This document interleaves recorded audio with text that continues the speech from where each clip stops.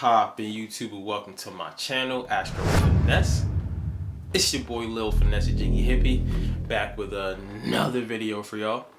And this video right here, we're going to be talking about if you have Chiron in the 8th house or in the sign of Scorpio.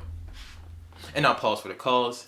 If you don't know how to find your Chiron placement, if you're a new subscriber, if you're just starting out your journey of self-love, self-knowledge, self-understanding, if you don't realize why it's so important that you have to look at yourself through astrology, study yourself, and to love yourself through astrology and numerology, don't worry, I got you. There's a couple of videos, I'll put the link in the description. You have to watch them first to become hip to the knowledge of what I'm about to talk about right now. So if you look at your birth chart or your natal chart, it's the same thing, and you realize you have Chiron in the 8th house or Chiron in Scorpio, this video is for you. So without further ado, let's just get it poppin', shall we?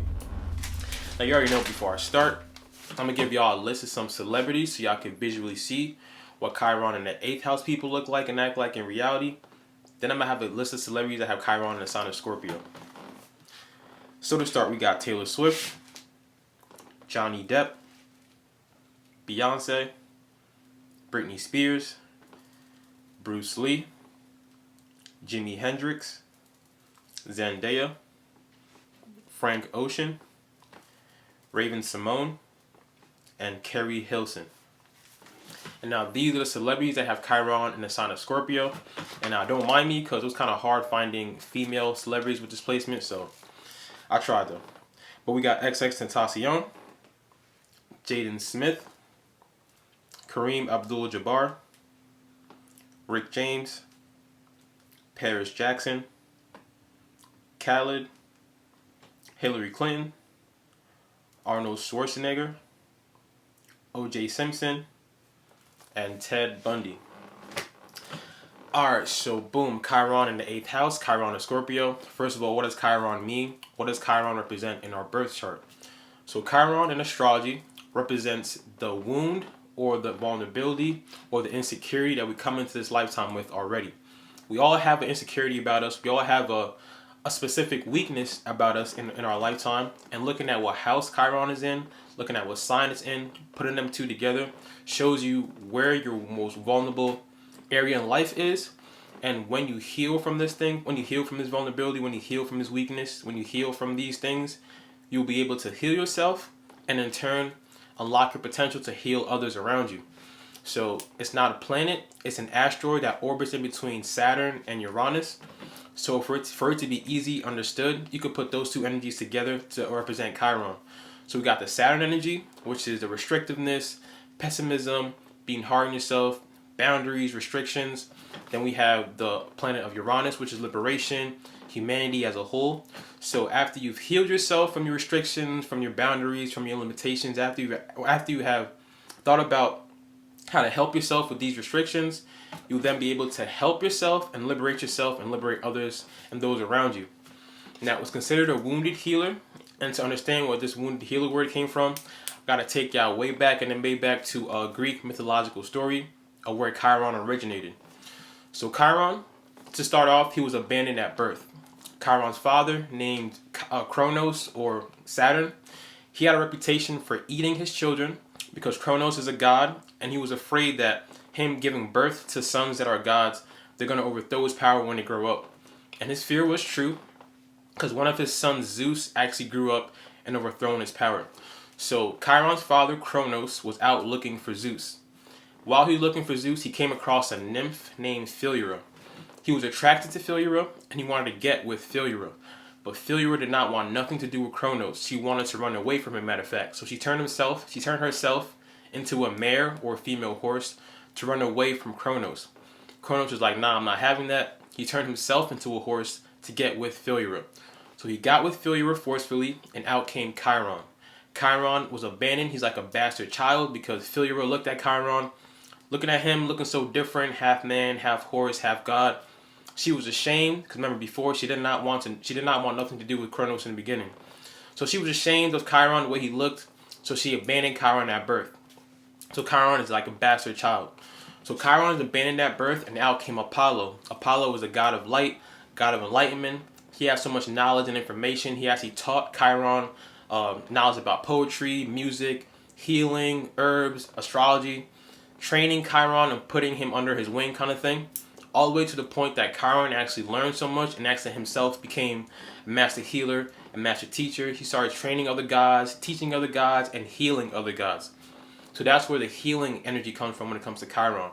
He learned from Apollo, and then himself became a healer in that time frame, in that lifetime.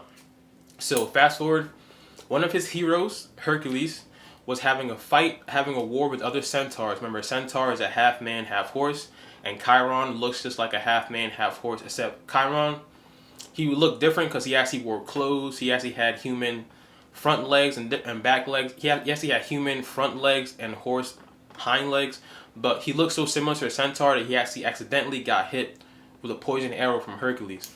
So Chiron's father, being Kronos, immortal, being a god, means that Chiron himself is immortal and is a god. So that wounded arrow, that poison arrow that he got hit with, was a wound that he couldn't heal himself. So remember, he's a master healer, master teacher, teaching and training other gods, but he has a wound in his hip that he can't heal himself. Fast forward, it came to the point that he was begging and crying to other gods, like, please let me die because this wound is unbearable. That's where he got the wounded healer from. So he tried to die because he wanted the pain to stop. And that's where they say the constellation of Sagittarius in the sky came about, when the gods actually allowed Chiron to be laid to rest. So all that put together is where you get the wounded healer effect coming from. So what does that mean for you in your birth chart? Like I said, Chiron shows us where our wound is, shows us where our vulnerability is, shows us where we need to work on ourselves and heal ourselves. And after we heal ourselves from these things, we could look out to others who have the similar pain, similar wounds, and we could actually liberate them and help them. So what does it mean having Chiron in the 8th house or Chiron in Scorpio? Now we already know Scorpio energy, 8th house energy, is all about transformation, chaos coming from chaos turning into like a phoenix rising from the ashes, chaos turning into beauty, transformation, shared resources, sex, death, secrets, occult knowledge, things of the underworld, things of the underground, things that are secretive and dark in a way. So what does it mean having Chiron in this place, in the Scorpio or in the 8th house? So these people, or before I start this video, understand that, like I said in my Chiron and Cancer video, this might get a little deep. I'm not trying to trigger y'all on purpose, but we have to talk about these things so you actually know what you have to work on, know where you have to heal yourself. So these people, Chiron stems from childhood abuse, childhood trauma. So these people experience trauma in this area in life, in the Scorpio energy in life, and the 8th house energy in life. So it can manifest in the way that either you grew up being very introduced to sex very early, or you grew up having your power taken away from you through sexual trauma, sexual abuse. The biggest wound for these people is power struggles, their power. Because a lot of times it stems from them being a child, them getting their power taken away from them. So like I said, sexual abuse or being introduced to sex early, or it can manifest as in you had to experience somebody close to you dying, or your parents, someone close to them dying and making them treat everybody else different. It's like you experience death in a very early age. That's also taking away power away from you when somebody you love dies. Like your power is being taken away from you forcefully. So the wound here is dealing with traumatic past, dealing with trauma in the past that has to deal with you having your power taken away from you, your trust taken away from you, betrayal. A lot of chaotic energy comes with the Scorpio energy in general. So having a wound in Scorpio, a wound in the 8th house, is the trauma comes from betrayal, power being taken away from you, abuse in a way, sexual abuse in a way, death coming into your life in a way, spontaneously, sporadically. So what happens as you grow up as an adult is when it comes to intimacy, if you had the point of being like sexually abused in your past, when it comes to intimacy, you could really have like a weakness or a wound when it actually comes to being truly, deeply intimate with somebody, because you stem back to what happened to you in the past, rightfully so. If you were introduced to sex too early, you could grow up being like having a sexual addiction or addiction when it comes to sex and all these things and obsessions. Because remember, Scorpio is very intense. So when they like something, when they look at something, they get really drawn to it and intensely obsessed with it. So you could have a sexual obsession in a way. When it comes to death, if you experience death in your early life, in your childhood, you could have a strong fear of dying, of death, people that you love dying. You could be obsessed with like learning and studying about life after death. You could be really into, you could have like morbid fear about the afterlife and death and all that, stemming from what you experienced as a child. So like I said, the wound you come into this lifetime with has to do with you going through something that makes you forcefully lose your power, makes you forcefully get betrayed, makes you forcefully go through something that is very traumatic, very intense, very dramatic, that forces you to have to transform from this. And now a lot of times people with displacement, especially if you don't study astrology, if you don't look at your birth chart, if you don't understand where this is coming from, why this is happening, and what you can do to propel yourself and to transform yourself, a lot of times if you don't like heal yourself from these things, you grow up and think that the world is against you. You could grow up and think that you can't trust nobody, or people are out to get you. Rightfully so. Like I said, all these feelings are rightfully so because you've dealt with these things as a child. But this wound, if not healed, you grow up having really dark, morbid thoughts, obsessive thoughts, paranoid thoughts, like really trying to hide yourself from the world, really being into yourself, really being low key to the max and being secretive. You could be manipulative low key, because when you manipulate someone, you're trying to get the power over that person by manipulating them. Like I said, you had your power taken away as in your childhood. So it can manifest as you being manipulative, trying to gain power with somebody, power struggles in relationships. All these things that happen if you don't look within yourself and heal yourself from these traumatic past, from this trauma. So what Chiron here is showing you, I'm not saying Chiron's the one that made these things happen to you. Chiron's reason why all these traumatic things happen to you. We all go through things differently in our lifetime for a reason, but you're here to learn how to go through these traumatic events, go through these chaotic events, go through all these dark times, the deaths and the sexual things and all these scorpionic things, the secretive betrayals and all these things. You're supposed to go through these things as a child, and once you heal yourself from these things, you're supposed to transform yourself to like change chaos into beauty, change darkness into the light. You're supposed to go through these things and come out better, a new transformative person. And as you heal yourself from these things, you'll be able to look out and help others that are going through the same thing that you went through. Y'all will be perfect you can naturally actually be able to talk to somebody and allow them to open up to you easy, and they could break everything down to you. They could like really share their secrets with you. Y'all could be really good at letting people tell you their problems, tell you their dark secrets, tell you their darkness, tell you things that they're hiding. And because you've been through so much trauma, so much chaoticness, so much transformation, after you healed yourself, you'll be able to then heal that person and help that person and really show that person what it's like to transform from the darkness. So the first step to healing anything, and we all know this, the first step to healing is actually understanding that you actually have a problem that you have to heal yourself with.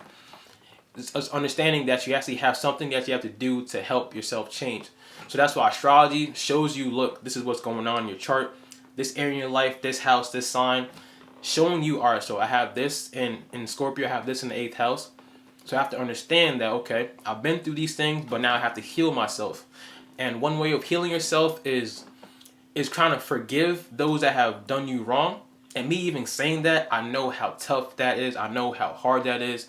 I know that's not easy. It's like, forgive somebody that put me through trauma. Forgive somebody that made me go through these things. But understand that if you don't forgive that person, I'm not saying call them up and say, hey, I forgive you, and now let's go out and eat some lunch, and now let's go out and hang out. I'm not saying like, fake forgive them and be all friends with them and all that, because y'all can't even be fake anyway. But forgive that person for you to be able to like release that energy, release that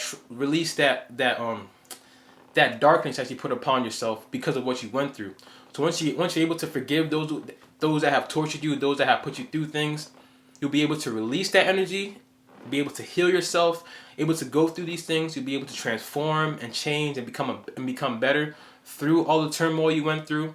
And after you've forgiven that person, after you've healed yourself, you'll be able to come back a new person and look out, and you'll be a perfect person, the perfect candidate to actually help and heal others that go through traumatic experiences, traumatic past, sexual traumas. Y'all are really good at looking at somebody, uncovering their deep, dark secrets, because a lot of people kind of hide things that they don't like people to know.